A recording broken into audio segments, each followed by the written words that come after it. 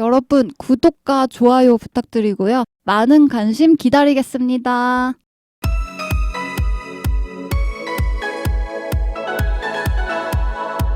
우주로 가는 독서 스텔라 안녕하세요, 이슬. 얌얌입니다. 네, 오늘 함께 읽을 책은 파트리크 쥐스킨트의 기피의 강요입니다. 네, 기피의 강요는 총 4편의 단편이 수록된 단편집인데요. 각각의 단편은 깊이 있는 내면 세계를 탐구하는 내용을 다루고 있어요.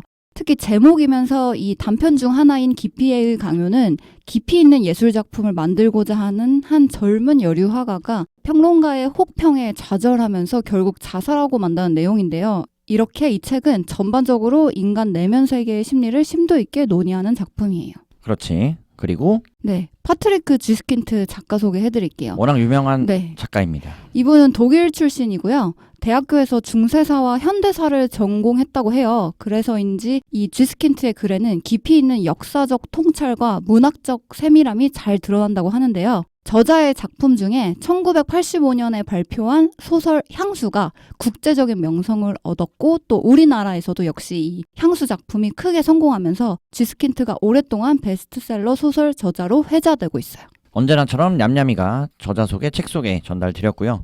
저희 독서 스텔라가 처음 만나는 파트리크 쥐스킨트의 책을 소개해드립니다. 저희는 오늘 출판사 열린 책들의 책으로 리뷰를 할 예정이고요. 책은 전체 83페이지로 전혀 부담감이 없는 분량과 구성으로 이루어져 있습니다. 네. 그래서 냠냠이가 말씀드린 것처럼 책은 총 4개의 이야기를 다루고 있고요. 3개의 소설 그리고 마지막 하나의 에세이로 이루어져 있다는 것. 자, 그래서 하나하나 살펴보도록 하겠습니다. 첫 번째 단편 소설 기피의 강요입니다. 네, 이 기피의 강요는 젊은 여류 화가 이야기로 시작이 되는데요. 이 젊은 여류 화가가 본인의 작품이 초청된 어떤 전시회에서 평론가에게 이런 말을 들어요. 당신 작품은 재능이 있고 마음에 와닿습니다. 그러나 당신에게는 아직 깊이가 부족합니다. 이 말 한마디가 이 젊은 여화가한테 엄청난 큰 나비 효과를 가져옵니다. 이 소설이 전체적으로 인간의 내면을 들여다볼 수 있게끔 구성되어 있다고 냠냠이가 말씀드렸었는데 네. 저도 전적으로 동의하고 맞아요. 책의 분량에 비해서는 굉장히 많은 생각을 해볼 수 있게 하더라고. 네. 오히려 분량이 짧으니까 그 짧은 만큼 우리 독자의 생각을 더 인풋할 수 있는 거죠. 그래서 스토리적으로는 한 명의 젊은 작가가 있고 네. 여성과 남성임을 구분하기 이전에 네. 그 작가가 작품 활동함에 있어서 세간에 있는 한 평론가가 혹은 다수의 평론가들이 그의 작품을 어떻게 평가할 것인가에 대해서 네. 굉장히 큰 영향을 받고 결국은 자살에 이르게 되는 네. 비극적인 이야기를 담고 있다. 네. 이 화가는 사실 예술가잖아요. 그럼 예술가면 자신의 표현을 자유로이 할 수 있어야 되고 그거를 작품에 투영을 시켜야 되는데 역으로 평론가의 말에 강박이 생겨서 내 작품에 깊이가 없대. 내 작품에 깊이가 없나? 왜 없지? 왜 없을까? 어떻게 하면 있게 할까로 전환이 되는 거예요. 그렇게까지 흔들려야 되나라고 묻고 싶음에도 불구하고 정작 나와 냠냠이도 이슬이와 냠냠이도 독서 스텔라를 6년간 진행해오면서 하나하나 달리는 여러분의 관심 섞인 네. 관심에 버무려진 댓글을 만나면서 맞아요. 힘을 얻기도 하고 힘을 잃기도 하고 이걸 죄송합니다.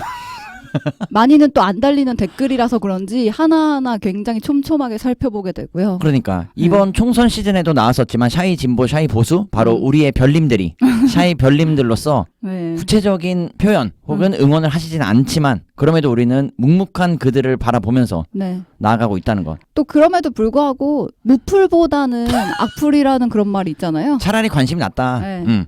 그런 의미에서 이 소설을 접하니까 이 여인이 어떠한 평가에도 휘둘리지 않고 본인만의 작품 세계를 꾸준히 이어갔으면 어땠을까라는 안타까움도 있었지만 다른 한편으론 이러한 것들도 예술가라면 혹은 작품 활동을 하는 사람이라면 숙명으로 받아들이고 남들의 평가를 내 것으로 소화하고 승화시킬 수 있는 그런 역량과 내공도 필요했다라고 생각이 들더라고. 그쵸. 근데 그런 내공을 쌓기 전에 이런 공격을 받으니까 힘없이 이제 무너지는 한 사람의 모습을 보여주고 있어요. 맞아. 12페이지. 네. 한때 그렇게 그림을 잘 그렸던 젊은 여인은 순식간에 영락했다. 그녀는 외출도 하지 않고 방문도 받지 않았다. 운동 부족으로 몸은 비대해졌으며 알코올과 약물 복용 때문에 유달리 빠르게 늙어갔다. 집안 여기저기 곰팡이가 슬기 시작했고 그녀에게서는 시큼한 냄새가 났다. 이렇게 그녀가 몰락해가는 과정 혹은 타락해가는 과정에 대해서 굉장히 세밀하게 묘사하고 있다는 것. 네. 그리고 곧 이제 그녀는 결국 자살을 선택하게 돼요. 그 전에 이제 상속받은 재산이 있어서 그 재산을 모두 탕진하고 나자 그녀는 자신이 그린 그림들을 전부 구멍 내고 갈기갈기 찢었고, 그래서 13페이지에 보면 그 자살하는 장면이 그려지는데요. 그녀는 텔레비전 방송탑으로 올라가서 139m 아래로 뛰어내렸다. 무려 139m. 네. 그러나 이날 바람이 몹시 거세게 불어서 그녀는 탑 아래 타르로 포장된 광장에 떨어져 으스러지지 않고 넓은 귀리밭을 가로질러 숲 가장자리까지 날려가 전나무 숲속으로 떨어졌다. 그렇지. 그런데도 그녀는 즉사했다. 그러니까 나름의 운이 좋았음을 표현하는 장면이었다고 생각이 들고, 네. 소위 말하면 타르로 포장된, 우리로 치면 뭐 아스팔트 바닥인데 네. 그곳으로 떨어지지 않고 높은 높이였기 때문에 바람에 휘날려서 바람에 몸을 기대어서 나무가 있는 숲으로 숲속. 떨어졌음에도 불구하고 그녀는 즉사를 해버렸다. 네. 이런 표현도 눈에 그려지듯이 우리가 네. 바로 앞에서 그 광경을 목격하고 있는 것처럼 굉장히 세밀한 묘사. 세밀하고 굉장히 비극적으로 와닿아요. 뭔가 영화적인 표현처럼 표현이 돼서. 네. 그래서 이렇게 끝이 납니다. 네. 사실 소설의 분량에 대한 것보다는 저희는 이 소설이 다루고 있는 주제에 대해서 좀 더 이야기를 해보고 싶은데, 네. 과연 이러한 평가를 하는 사람, 그리고 평가를 하는 것에 대해서 누가 그 자격을 부여하느냐에 대해서 난 생각이 들더라고. 그러니까 예를 들면 우리 지금 현대사회에서도 대중문화 평론가, 네. 음악 평론가, 있죠. 뭐 영화 평론가 이런 직업을 가지신 분들이 있는데 그 권한을 타인이 부여했는가, 자신이 부여했는가, 또는 자격증을 따야만 그 일을 할 수 있는가, 아니라면 전문 학사 또는 전문 석사 이상의 학위를 가져야만 할 수 있는가, 이런 생각들을 한번 해보게 되면서 우리는 그럼 뭐야? 라는 생각이 든 거야. 우리도 책에 대해서 지금 약 80권 정도를 다루고 독서스텔라라는 방송을 통해서 여러분께 책을 리뷰하고 네. 이야기하고 우리 생각을 지금처럼 전달하고 있는데, 네. 물론 어디까지나 우리의 사사로운 의견이고 개인적인 모임에서의 이야기를 다루고 있지만, 네. 나아가서는 이게 축적되고 많은 분들이 들어주시고 이미 누적 조회수가 수십만을 넘어서다 보니 이게 과연 우리의 개인적인 의견으로 남을 수 있나? 이런 네. 생각도 들더라고. 그렇죠. 그리고 기피의 강요에 나오는 화가처럼 이 평론가의 말에 바로 이렇게 직격탄을 맞아서 자기 자신을 잃어버릴 정도의 멘탈을 가진 사람도 분명히 있을 거잖아요. 그렇지. 그래서 독서스텔라에서 우리가 우리 생각은 이래요. 이 책이 이런 부분은 이해하기 어려웠다. 이렇게 표현한 거에 대해서 나름 이렇게 충격을 받았을 분이 계셨으면 어떨까 이런 생각도 해보게 되네요. 그분들이 감히 듣지 않으실 거라 생각하고 그쵸. 우리의 영향력이 미미하다. 미미하다? 크지 않다. 근데 이제 바스락거린다. 응? 우리가 바스락거린다. 그러니까 우리가 바스락거리죠. 그렇지. 근데 그럼에도 불구하고 듣지 않으실지언정 언젠가 또 저희가 미미에서 조금 더 올라갈 창대하게. 창대하진 않더라도 그 전 단계로. 계속 겸손해. 창대까지는 아니야. 그렇지. 약간 미드 창대. 중간 정도까지 이제 올라가면은 저희도 영향을 줄 수 있기 때문에 이미 많은 분들이 우리의 영향을 받고 물론 우리도 주고 우리가 주고 가야지. 우리도 받고 받지. 우리도 받지. 우리 우리의 평가 방송을 받지. 들으시는 분들도 네. 영향을 우리를 통해서 받고 네. 그러니까 서로 상호 교류를 통해서 우리가 이 한 권의 책을 같이 완성해 나가는 네. 느낌으로 난 읽는단 말이야. 사실 작가는 책을 쓰고 이 세상에 내어놓는 역할이지만 그 책을 누가 어떻게 읽을 것인가에 대해서는 순전히 독자의 몫이기 때문에 우리 독서스텔라가 그런 의미에서 책을 읽어나가고 있는 거고, 그렇게 상호작용이 잘 되면 서로 발전할 수 있는 계기가 충분히 될 거라고 생각해요. 나는 이미 어느 정도 발전해 나가고 있다고 봐. 네. 그래서 이제 받아들일 건 받아들이고 수용할 건 수용하고 그렇게 제가 다 수용하겠습니다. 네, 그렇게 이 인터랙션이 잘 되면은 이제 발전할 수 있는 길인데 이 책의 이 화가 그리고 평론가가 그러지 못했던 것은 이 평론가의 비판을 보면 제가 처음에 읽어드렸는데 당신에게는 아직 깊이가 부족합니다. 이게 평가였어요. 그러니까 구체적으로 어떤 게 와닿지 않는지 이런 커뮤니케이션이 있는 건 아니고 그냥 앞뒤 모르겠고 깊이가 없어. 이거였잖아요. 저한테 하는 말이. 제 눈앞에 그래, 보여가지고. 그래. 그것 때문에 이 화가가 더 골똘히 생각하고 더 자기 자신한테 화살을 돌렸던 것 같아요. 그래서 결론은 자살을 선택한 이 화가보다도 그녀를 평가한 깊이가 없습니다라고 냠냠이가 전해드린 그 평론가는 잘못한 게 없다라고 생각이 들어. 작가가 작품을 만들 자유도 있지만 네. 그 작품을 평가할 대중 또는 평론가의 자유도 있거든. 그것도 그러니까 그렇죠. 서로 표현의 자유가 맞물리는 영역이라면 이 작품이 정말 나빠, 못됐어, 혹은 너무 좋아. 세상에 이런 작품은 없어, 너무 훌륭해, 그레이트라고 얘기하는 게 서로의 자유의 영역에서 본다면 지극히 정상적인 범주라는 거지. 이 정도의 비판은? 그렇지. 혹은 이보다 더한 비판이 이어진다 하더라도 그 자체를 평할 순 없다. 저는 근데 반대 입장이에요. 전 반대급부에서 음. 당연히 비판의 자유, 비평의 자유, 평론의 자유 있고 보장이 돼야 된다고 생각하는데 여기 나오는 꼭 비평가의 얘기는 아니지만 무지성 비평, 무책임한 비평은 그것도 어느 정도 윤리의식을 생각하고 비평을 해야 된다고 생각하거든요. 왜냐하면 그래서 결국 이 화가는 자살을 선택하고 비극을 초래했잖아요. 그러니까 거기에 정말 이 비평가가 100% 자유로울 수 있을까? 그건 모르겠어요. 한 1%라도 저는 무지성 비판이 있었다면 책임의식을 느껴야 된다고 생각하거든요. 결국은 대중이 혹은 우리 시대가 평가한다고 봐. 예를 들면 이런 작품들이 떠오르는데 우리가 함께 과거에 전시회를 갔었던 마르셀 듀샹의 샘, 그렇지? 갔었지. 그리고 우리가 함께 보진 못했지만 피카소의 큐비즘 또는 잭슨 폴록의 물감을 던지는 장면들, 네. 우리가 과거 뉴턴의 아틀리에에서 다뤘었는데 이런 작품들은 사실 기성세대에서 소위 그림을 잘 그린다 혹은 잘 만들어졌다라고 표현하는 것들의 형식을 벗어난단 말이야. 네. 그리고 우리에게 잘 알려진 반 고흐 같은 작가들도 그들이 살아생전에는 사실 좋은 평가를 받지 못했다는 거지. 그렇죠. 사후에 평가를 받았죠. 바로 그 포인트로 어떤 작품도 그 시대에는 비판과 비평을 받을 수는 있지만 혹은 주목받지 못할 수 있지만 좋은 작품은 드러나게 되어 있다. 물론 그렇게 해서 좋은 작품이 묻힐 수 있는 경우도 있겠지만 그것은 어쩔 수 없는 선택과 상황이라는 거지. 사실 누구도 그거에 대해서 안타까워하지도 않을 뿐더러 알려지지 않은 것에 대해서 우리가 어떻게 더 발굴을 해내느냐. 소위 조세호가 몰랐는데 어떻게 가요? 결혼식에 대해서. 그런 이야기와 비슷할 것 같아. 그래서 결국은 좋은 작품 남게 되고 좋은 방송도 전해지게 되고 우리의 독서 스텔라도 많은 분들께 공유가 아름아름 되고 있는 것처럼. 예. 그러면은 이제 그 얘기하시는 거의 결론은 어쨌든 시대나 시류에 따라서 어떤 작품이 갑자기 막 비평을 받았다가도 시대가 지나고 나서 추앙을 받는다던가. 그렇지. 그 트렌드는 바뀔 수 있다. 뒤집어질 수 있다. 그러한 예로 개인적으로 최근에 읽었던 소설 중에 허먼 멜빌의 모비딕이란 소설이 있거든. 네. 그 소설도 보면 작가인 허먼 멜빌이 죽고 나서 네. 사후에 그의 탄생 100주년 때부터 그 소설 모비딕이 주목을 받게 되는 거지. 그래서 미국의 3대 작가로 일컬어질 만큼의 유명세를 얻게 된다는 거. 특히나 이런 예술 작품이 그런 케이스가 정말 많은 것 같아요. 그래서 진짜 마지막으로 당부드리면 저희가 살아생전에 저희 독서 스텔라가 꼭 살아생전에 저희가 리뷰했던 그러니까 지대넘얏, 인류 3부작, 중동원의 싸우는가 그리고 자본과 이데올로기 가장 자랑하는 그런 편인 거죠. 우리가 또 애정하는 작품들이니까. 인류 3부작이죠. 이기적 유전자도 있고. 이기적 유전자죠. 놓치지 마세요, 여러분. 네. 예. 자, 이렇게 첫 번째 단편 소설 기피의 강요를 정리해 볼게요. 두 번째 단편 소설 승부입니다. 네. 승부는 두 남자가 공원에서 체스 게임을 하면서 시작을 해요. 우리로 말하자면 공원에 다 동네 사람들 둘러앉아 있고 어르신들이 두신다거나 장기를 둔다거나. 맞아요. 그런 풍경을 체스라고 생각해 주시면 되고요. 그러게 나는 우리나라 공원에서 체스를 두는 장면은 못 봤던 것 같아. 개인적으로. 체스는 못 봤어요. 바둑 장기는 봤어요. 그렇지. 네. 고스톱도 봤어. 고스톱도 그럴 수. 그렇죠. 체스는 잘. 근데 외국에 이제 장기 같은 게임이니까. 그래서 체스를 이제 두 남자가 두는데 한 남자는 노장이고 한 번도 누구에게도 체스를 져본 적이 없는 정말 고수 중에 고수예요. 노장의 투혼이다. 네, 노장 투혼이고 고수라고 하면 그분으로 통하는 사람이 있고 여기서 실제로 이름이 장이라고 불리우더라고요. 그렇지. 그래서 장이라는 사람이 있고 그 장을 상대하는 다크호스 같은 젊은 남자가 있어요. 그렇지. 흑도를 주게 되는 흑색의 체스 말을 움직이는 젊은 남자의 등장. 네. 이 젊은 도전자는 뭔가 알 수 없는 아우라가 있는 존재로 묘사가 되고요. 이제 동네 사람들도 자네가 항상 잘했지만 이 사람 조심해. 얘 좀 보통 아닌 것 같아. 이런 식으로 얘기를 해줘요. 그래서 젊은 남자에 대한 묘사는 17페이지.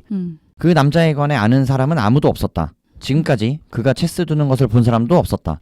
그런데도 창백하고 냉담한 표정으로 말없이 체스판에 앉아 말을 배열하기 시작하는 순간부터 그에게서는 강한 힘이 발산되었다.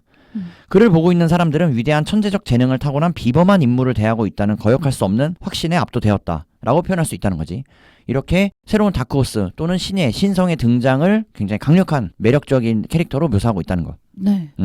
그래서 20페이지에 보면 이 장과 젊은 도전자가 체스를 두는 모습이 그려지면서 이 장은 조금씩 두려움을 느껴요. 의연하게 겉으로는 자기가 항상 이겼으니까 잘하는 척을 하고 싶은데 왠지 이 젊은 도전자는 지금까지 상대했던 사람과 다른 거예요. 그래서 잔뜩 긴장한 눈빛으로 이 낯선 젊은이를 주시하고요. 그 20페이지에 보면 그는 한순간에 굴리던 담배를 멈추고 손을 들어 앞쪽으로 내밀었다. 그리고는 정말로 퀸을 움직였다라고 장면이 보여지는데 퀸의 이동이라는 것 자체가 체스에 보면 킹이 있고 퀸이 있고 저도 잘은 모르지만 우리끼리 얘기 안 해봤는데 체스 둘 줄 알아? 그 까먹었어. 예전에는 많이 했는데 게임으로 많이 했어요. 게임. 여러분 저는 뭐 제 성이 최라서 잘해요? 드리는 말씀 아닌데 저는 그래요? 체스였어요. 근데 그거 동아리 들었어요 혹시? 아니 어린 시절에 바둑을 수학했었는데 소위 말하는 바둑학원과 기원을 다녔었단 말이지. 그러면서 바둑을 시작으로 오목, 알까기를 깔고 들어가고 거기에 덧붙여서 장기와 체스를 함께 배울 수 있다는 거. 거기 가서? 이게 다 하나의 세계관이라고 보면 돼. 그래서 저는 체스 아니 여기까지 하겠습니다. 그러면은 이거 폰 G7 이런 거 다 알겠네요. 너무나도 그리면서 봤어. 우와, 그러면 용어 다 외워요? 용어를 외울 만한 것도 몇 개 없어. 나는 그러니까 쫄병 앞으로 나간다 막 이렇게밖에 말을 못해서 그래. 그렇지. 근데 그리고 이게 말대가리가 뭐지? 예? 말 얼굴 그거 있죠. 죄송한데 나이트라고 해주세요. 말대가리. 나이트. 그래. 듣는 말이 기분 나빠요. 잘하네. 네, 그럼요. 아니 이거는 거짓말, 잘 아는 것도 여러분 아니에요. 거짓말 아니네요. 여러분 저는 여러분 앞에 가슴에 손을 얹고 지난 6년간 단 한 번도 거짓말로 이 책을 대해본 적이 없습니다. 그거 오빠가 설명하는 예? 게 낫겠다. 설명 같이 할 건데 그래서 내가 체스를 둘 줄 아냐고 물어봤던 건 체스를 둘 줄 아는 내가 본 입장에서는 이 상황에 대한 묘사가 너무나도 눈에 그려질 만큼 세세하다. 세세하고 세밀하게 그려졌고 그러한 긴장감 역시도 주변인들의 감정과 상황을 그려냄으로써 진짜 내가 이 체스 한 판을 옆에서 지켜보는 것 같이 손에 땀을 쥐게 하는 긴장감을 더한다는 것. 여기 동네 사람들 중 한 명 같네요. 그렇습니다.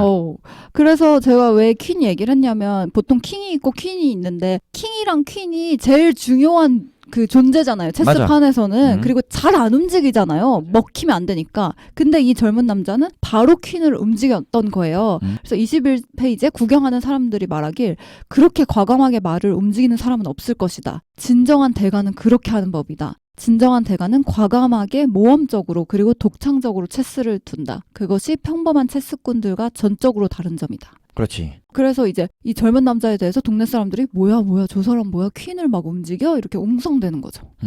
그래서 지금 이 소설과 직접적인 관련은 없겠지만 말하면서 생각이 든 게 장기와 체스의 차이라고 한다면 지금 이 소설에서 포인트를 주고 있는 힘주어 말하고 있는 퀸의 존재 여부가 체스에는 있고 그러한 역할을 대신해줄 캐릭터가 장기에는 없다. 이렇게 정리해 볼 수 있을 것 같고 그만큼이나 퀸의 역할을 강조하는 이유는 이 퀸이 체스에서 왕보다도 사실상 더 중요한 역할과 강력한 파워를 갖고 있는데 여러 역할을 할 수 있는 반면에 이 흑색의 체스말을 움직이는 다크호스로 나타난 젊은 남자가 이 퀸을 적진에 던짐으로써 소위 말해 미끼로 사용함으로써 누가 저렇게 퀸을 함부로 써? 라는 식의 반응을 지금 냠냠이가 말씀드린 거고 네.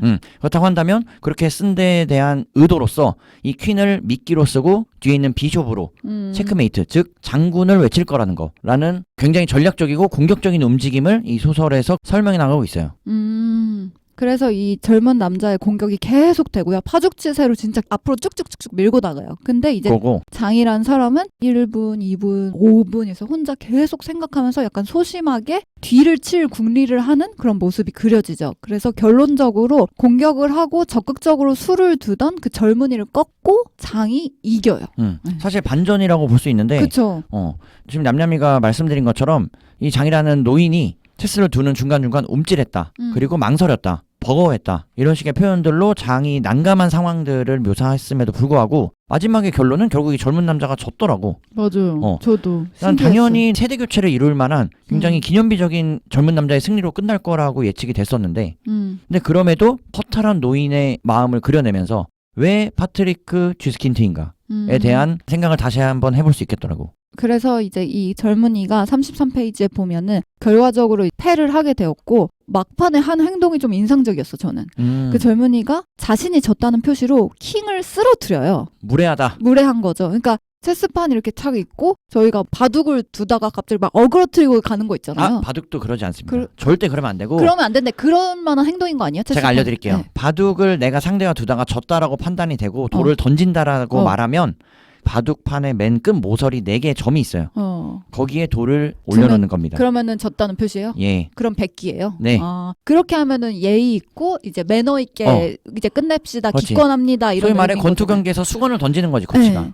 근데 이제 체스판에서 킹을 이렇게 옆으로 확 쓰러뜨리는 거는 사실 매너 없는 행동이고 굉장히 무례하고 상스러운 행동이었다라고 묘사가 되거든요. 그렇지. 그래서 보면은 이렇게 킹이란 말판을 옆으로 치는 게 바로 이제 체스판 뒤엎는 그거랑 같은 거라고 해요. 이제 밥상머리를 뒤엎는다라는 것처럼 생각하시면 될 것 같아요. 그렇게 뒤엎고 인사도 없이 그 자리를 떠난 거예요.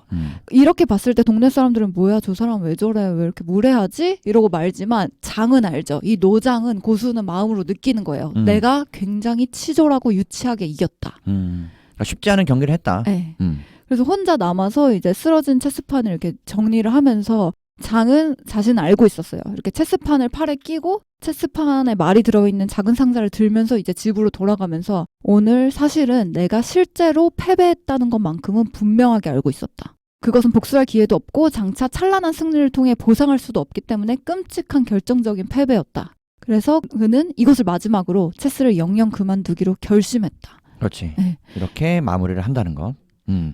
그래서 이 승부라는 소설을 어떻게 각자가 받아들이냐에 따라서 굉장히 흥미롭게 토론을 해볼 수 있고 이야기를 나눠볼 수 있을 것 같다. 네. 이런 생각이 들었고 역시 분량 자체는 많지 않아요. 약 10장에 걸쳐서 20페이지 정도 지면을 할애하고 있고 그래서 추천한다면 이번 기회로 체스에 대해서 체스를 둘 만큼은 아니더라도 체스를 볼 만큼의 사전 지식과 배경을 조금이라도 공부를 해보시거나 알아보신다면 네. 이 승부라는 단편 소설을 즐기면서 읽어볼 수 있지 않을까라고 그쵸. 이슬이가 추천드려봅니다. 그리고 워낙 이슬 오빠가 말한 것처럼 신랄하게 이 체스 경기가 처음부터 끝까지 어떻게 진행됐는지 그 긴장감이 잘 묘사가 되어 있기 때문에 인정. 네, 마치 인간과 인간의 관계 혹은 인생에 대해서 담고 있다고도 생각할 수 있을 것 같아요. 왜냐하면은 승부라는 것 자체가 내가 이렇게 적극적으로 공격을 해서 젖잘싸라고 하죠. 졌지만 잘 싸웠다. 이렇게 하는 게 맞냐? 혹은 치졸할지언정 이기는 게 맞냐? 결과적으로 승리를 했잖아요. 그게 맞는가에 대해서 생각해보는 그런 소설이었어요. 우리 캡틴 손이 말씀하시지 않았습니까? 중꺾마!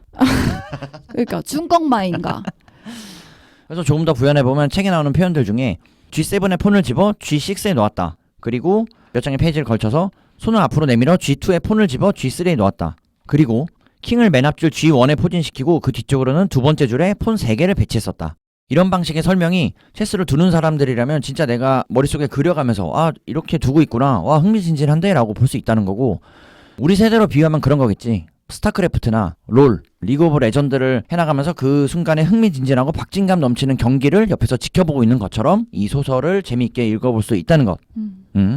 자 이렇게 두 번째 단편 소설 승부를 뒤로하고 세 번째 소설 장인 미사르의 유언으로 넘어갑니다. 장인 미사르의 유언은 이 장자크 미사르라는 주인공에 대한 내용이에요. 이 장자크 미사르는 유명한 궁중 보석 세공사로 임명이 되어서 보석상으로 일을 해왔어요. 계속 파리에서 궁중 보석상으로 일을 하다가 파시로 이사를 가게 되거든요. 이 파시는 프랑스의 이제 시골 마을이고요. 이 시골 마을에 도착해서 너무 이제 바쁘게 돌아가던 사업이나 약속, 독촉 이런 걱정 하나 없이 이제 평온하게 난 살 수 있어 하면서 행복해하면서 이 이야기가 시작되고 있어요. 냠냠이가 설명드린 것처럼 파리의 중심에서 최고의 번화가에서 약 20년 동안 금세공사로 일하며 소설에서 표현하는 소위 고상한 계층과의 교분과 교류를 지속하는 삶을 살아오다가 우리 시대의 단어로 치환한다면 귀농이 되겠지. 네. 본인의 고향은 아니겠지만 우리가 전원 생활을 할 수 있는 곳으로 상상하시면 좋을 것 같고 네. 그러한 전원 생활의 첫 발걸음으로 본인이 살 집을 또는 살아갈 터전을 마련해 나가는 과정에서 땅속에서 무언가를 발견하게 되면서 굉장히 흥미진진한 설명을 이어간다는 것. 네. 결과적으로 이제 잘 나가던 사업가가 이제 귀농해서 시골에서 이제 조용하게 자기만의 이제 세상을 꾸며가며 사는 그런 모습인데요. 44페이지에 보면 그러나 우연이든 끊임없는 탐구의 결과이든 일단 그것에 이르는 길을 발견한 사람은 휴식과 위로가 없어도 아무도 고마워하는 사람이 없어도 그 길을 끝까지 가야 한다. 이게 이 장자크 미사르가 계속해서 마음속에 지니고 있는 상념인 것 같아요. 왜냐하면 계속 나만의 길을 가야 된다. 나만의 거를 파야 된다. 이거를 자기 자신한테 강조를 하거든요. 그러다가 갑자기 독자한테 말을 걸어요. 미지의 독자여, 이 글을 계속 읽기 전에 이 자리에서 잠시 멈추고 그대 자신을 시험해보라. 그대는 더없이 무서운 일에 귀 기울일 수 있을 만큼 충분히 강한가? 내가 그대에게 말하는 것은 일찍이 들어보지 못한 것이며 내 말을 듣고 그대의 눈이 일단 뜨이게 되면 새로운 세계를 보는 대신 옛 세계는 더 이상 보이지 않을 것이다. 그러나 이 새로운 세계는 흉측하고 가슴을 내리누르고 압박할 것이다. 그대에게 무슨 희망이 남아있으리라고는 기대하지 말라. 진실을 알게 되었으며 이 진실이 최후의 진실이라는 위안 말고는 어떤 위안도 출구도 기대하지 말라. 진실이 두렵거든 읽는 것을 그만두어라. 까지. 자, 그래서 지금 우리가 어느덧 파트리크 쥐스킨트의 기피의 강요에서 마지막 세 번째 소설을 다루고 있는데 앞에 두 소설과의 차이라고 느껴지는 점이라면 이 장인 미사르의 유언에서 장인 미사르의 입을 빌려서 독자들에게 메시지를 전하는 다양한 방식이 바로 이 저자 파트리크 쥐스킨트의 생각을 독자들에게 이런 메시지를 난 주고 싶어라고 생각이 들게끔 하더라고.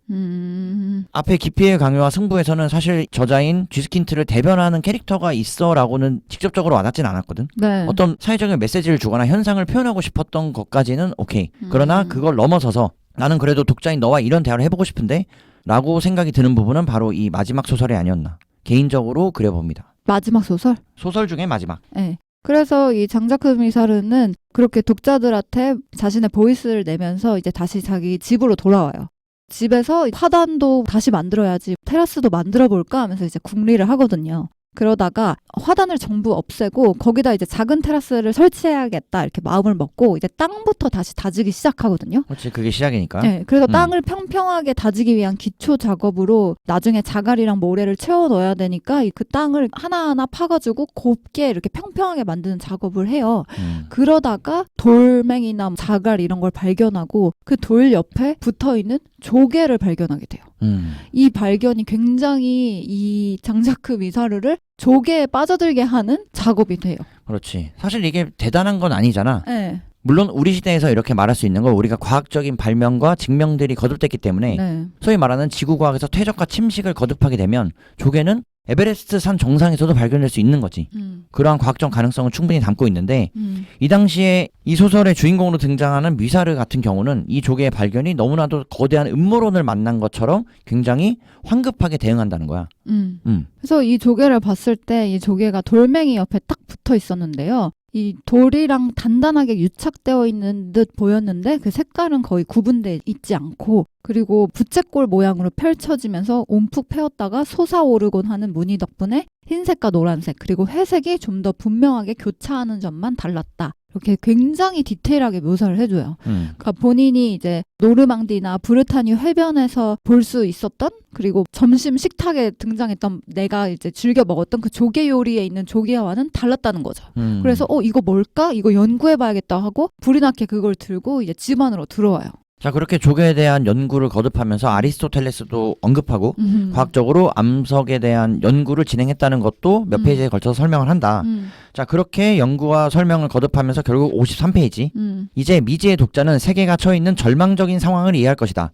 우리의 생명을 유지하기 위해서 하루도 없으면 안 되는 물이 우리 삶의 토대인 지구를 파괴하고 있으며 뜻하지 않게 우리의 가장 사악한 적인 돌조개를 도와주고 있는 것이다. 동시에 생명을 선사하는 원소인 흙이 생명의 적대적인 돌 원소로 변화하는 것은 다양하게 번성하는 형태들이 유아독존의 조개 형태로 변형되는 것과 마찬가지로 피할 수도 번복할 수도 없는 일이다.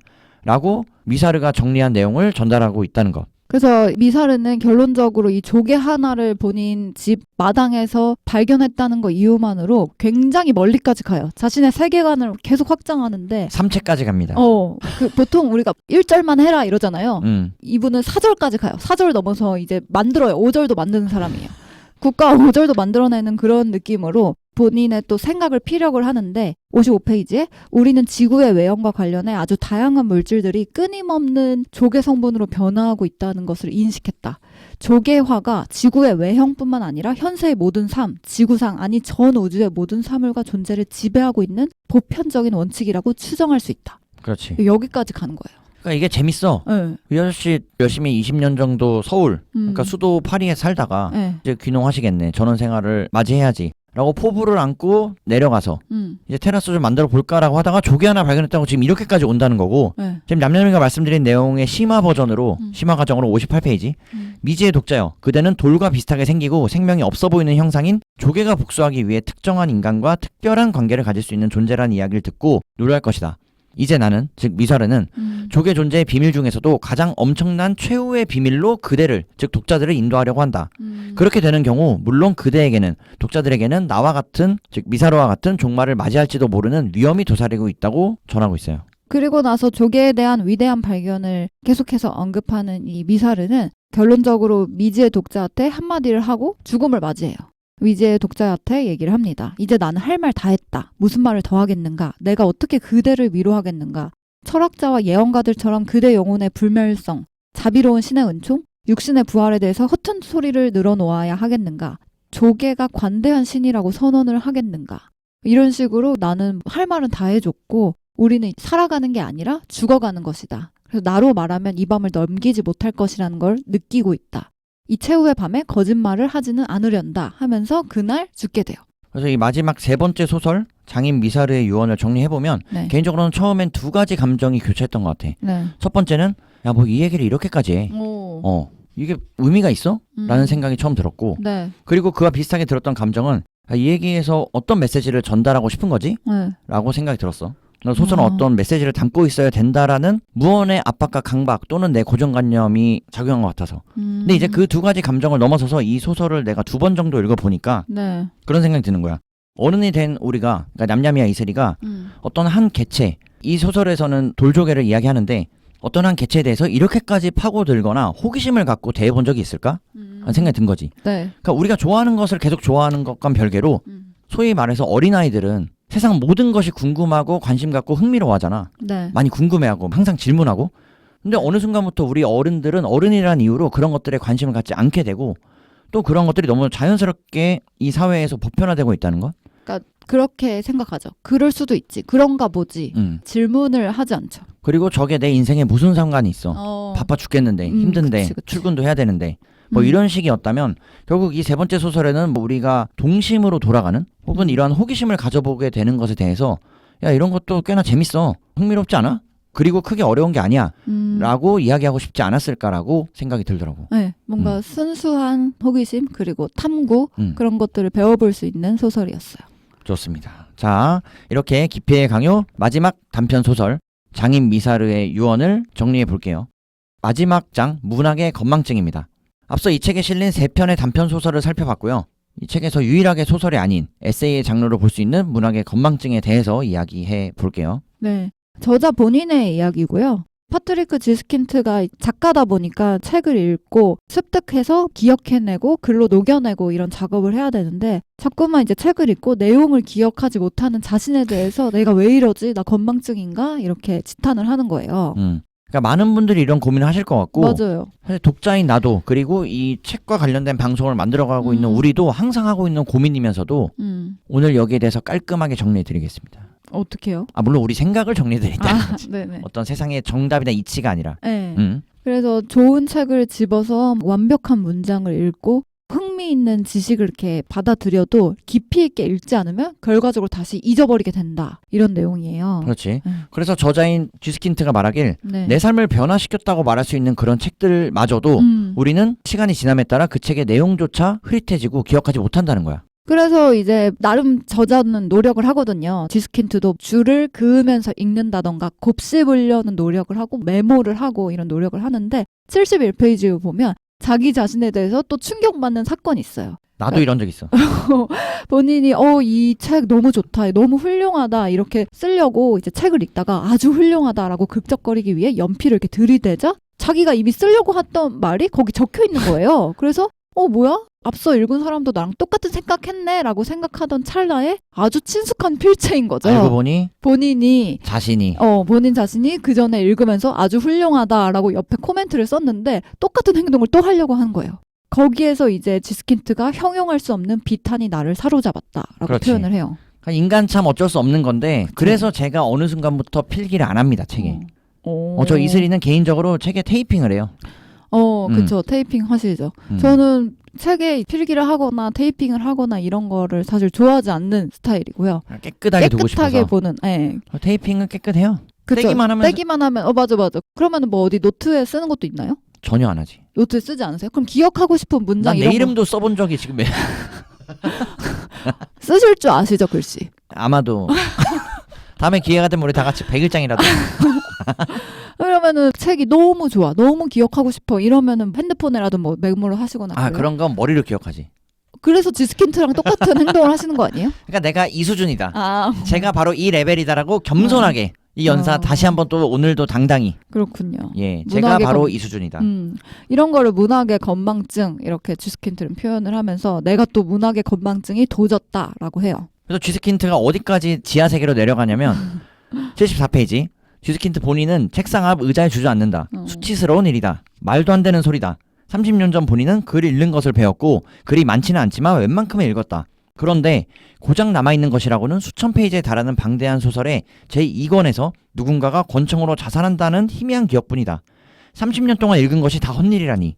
유아기, 청년기, 장년기에 수천 시간을 책을 읽으면서 보냈는데도 망각 이외에는 남아있는 것이 없다니 라고 적어낸다는 거지. 네. 그래서 이제 75페이지에는 이제 결론적으로 본인을 이런 식으로 위안을 해요. 우리 다 이런 거 아닐까 하면서 인생처럼 책을 읽을 때도 인생 항로의 변경이나 돌연한 변화가 그리 멀리 있는 것은 아닐지도 모른다. 그래서 독서는 서서히 스며드는 활동일 수도 있다. 라는 거죠. 네. 그러니까 의식에 깊게 처음에 이제 빨려들긴 하지만 그거를 다 암기할 수는 없는 거고 다만 이 책을 읽음으로써 내 인생의 항로가 약간씩 변했다. 살짝의 성장이 있었다 하면 그걸로 된 거 아닌가 그렇지. 이렇게 얘기를 해요. 그러나 이 형님께서 쥐스킨트 형님께서 네. 우리 인간 다 그렇지 않냐라고 한다면 저는 아니라고. 그럼 형님께 좀 선을 그어보고 싶고. 네. 자, 이 책을 정리하는 응? 비슷한 행동 한다고 하지 않았어요? 이제 수준에선 비슷한데 전 예. 그 형님의 단점을 쫓진 않겠습니다. 네. 예.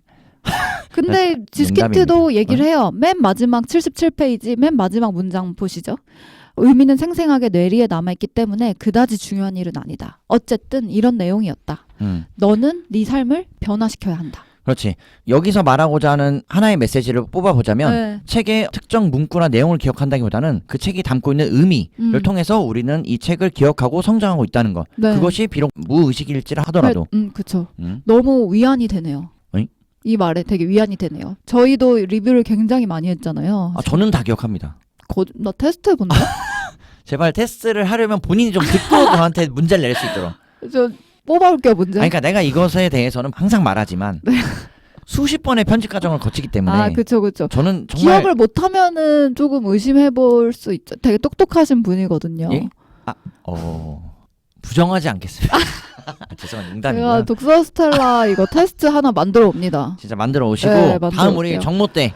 괜찮은데? 독서 스텔라 테스트 해보고 이런 거 하나 만들면 좋을 것 같네. 그러니까 진짜 소가 여물을 씹어먹는 반추동물이라면 우리 저 지식의 반추, 네. 지식을 반추하는 저 이슬이가 있습니다. 아, 알겠습니다. 그래서 마지막 에세이가 진짜 와닿았던 게 오. 우리가 책을 왜 읽어? 맞아, 라는 맞아. 것부터 우리 독서 스텔라가 존재하고 시작했던 그 이유까지 너무나 명확하고 동일해. 그러니까. 진짜 일치한다는 거. 왜? 음. 저랑 냠냠이도 약 7년 전인가요?